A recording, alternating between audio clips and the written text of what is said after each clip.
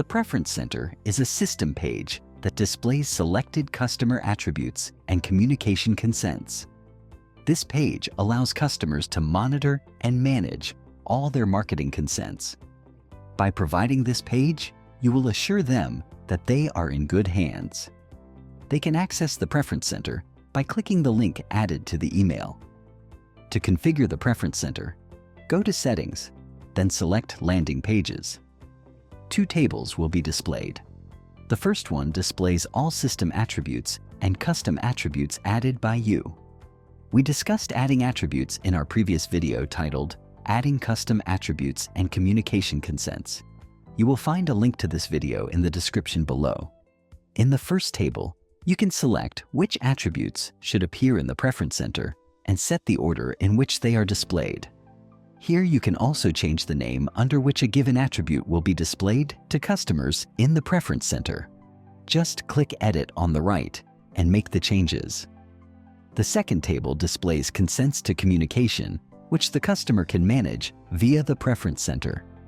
Here you can also select which consents will be visible to the customer, set their order, and edit their properties. After selecting attributes and consents, click Preview to see how the Preference Center will be displayed to your customers. This way, you can check whether all attributes and consents are visible under the correct names and in the order you chose. Bear in mind that the Preference Center will be displayed in the browser language set by your customer. If they selected English, the content in their Preference Center will be displayed in English.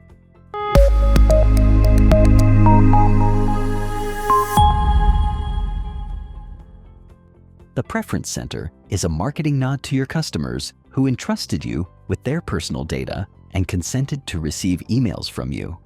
This page gives them access to selected information and consents granted. Here they will be able to change their data and grant or withdraw their marketing consent. Sharing a Preference Center is typically done by including a link to this page in the footer of messages sent to customers. To do this, go to the message editor by clicking on Campaigns and then Email.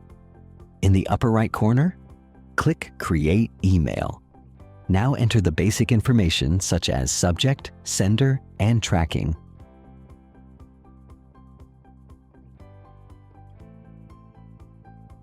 And go to the Content section. Create the design and content of your message, for example, thanking them for subscribing to your newsletter.